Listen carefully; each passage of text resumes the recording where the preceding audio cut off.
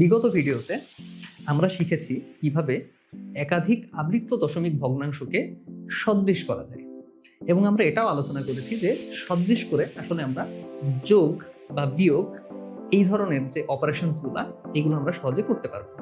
তো এবারের ভিডিওতে আমরা কিন্তু কিভাবে একাধিক আবৃত্ত দশমিক ভগ্নাংশের যোগ বা বিয়োগ করতে হয় এটা শিখব।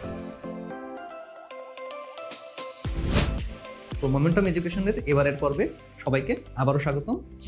এবারের ভিডিওতে আমরা জানতে যাচ্ছি যে কিভাবে আসলে আবৃত্ত দশমিক ভগ্নাংশ সমূহ যোগ বা বিয়োগ করা যায়। তো এখানে আমি 3টা স্টেপ লিখলাম, যেখানে প্রথমে আমাদের অবশ্যই ভগ্নাংশগুলোকে সদৃশকরণ করে নিতে হবে। দ্বিতীয়ত সদৃশকরণ করার পরে আমরা কি করব, আমরা প্রথম 2টা আবৃত্ত অঙ্ক আমরা আরেকবার রিপিট করব, একটা সেপারেটরের সাইডে আমরা পুনরায় রিপিট করব, এবং অবশেষে আমরা খুব স্বাভাবিকভাবে যেভাবে আমরা যোগ বা বিয়োগ ছোটবেলা থেকে করে এসেছি ঠিক সেভাবেই আমরা যোগ বা বিয়োগ করব। তো ফর এক্সাম্পল এখানে 2টা আবৃত্ত দশমিক ভগ্নাংশ আছে। তো প্রথমে আমাদের যেটা করতে হবে সেটা হলো এদেরকে আমাদের সদৃশ করতে হবে। তো সদৃশ করার জন্য আমরা আগে আবৃত্ত অঙ্কের সংখ্যা, আবৃত্ত অঙ্ক কতগুলো আছে সেটা আগে আমরা হিসাব করব।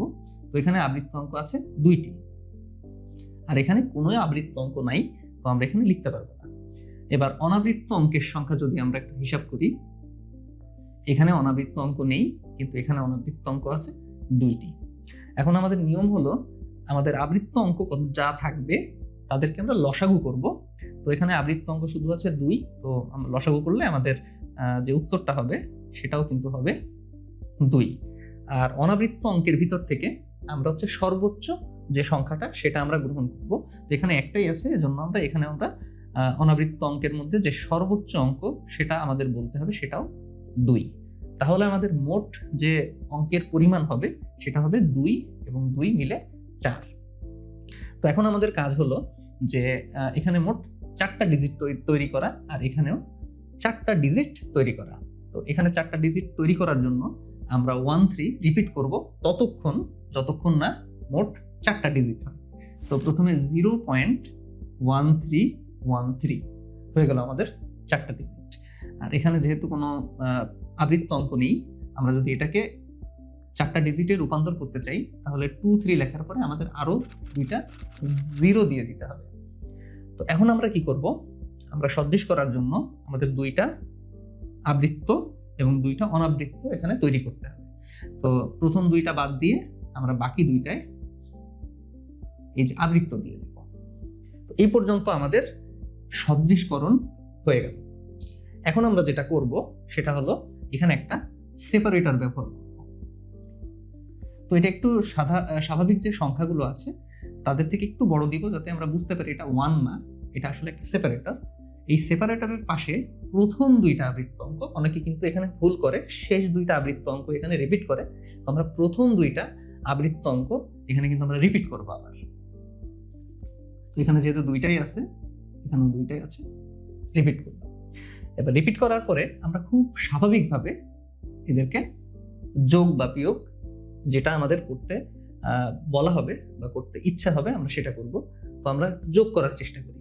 তো স্বাভাবিকভাবে এখান থেকে আমরা একদম যোগের প্রসেসটা শুরু করব। তো 3 আর 0 যোগ করলে কত হয়? 3 1 0 1। এখানে একটা সেপারেটর থাকবে এবং আমাদের কিন্তু হাতে কিছু থাকলো না। তো স্বাভাবিকভাবে হয় কি, যে যদি এখানে অঙ্কের সংখ্যা যোগ করে হাতে কিছু থাকে সেটা কিন্তু আমরা এখানে যোগ করি, এবং এই ব্যাপারটার জন্যই কিন্তু আমরা মূলত এই সেপারেটরটা ব্যবহার করি। তো এখানে আমাদের হাতে কিছু নেই বলে আমরা কিছু যোগ করছি না। হাতে যদি 1 বা 2 থাকতো আমরা কিন্তু এই অঙ্কগুলোর সাথে সেটা যোগ করে দিতাম। তো 3, আবার এখানে 1, এখানে 6, এখানে 3, এখানে পয়েন্ট, এখানে 10। এবং এখানেও আমাদের ওই সদৃশের মতো করে কয়টা আবৃত্ত? 2টা আবৃত্ত, এখানে 2টা আবৃত্ত দিয়ে দিতে হবে। তাহলে আমাদের অবশেষে ফলাফল যেটা আসলো সেটা হলো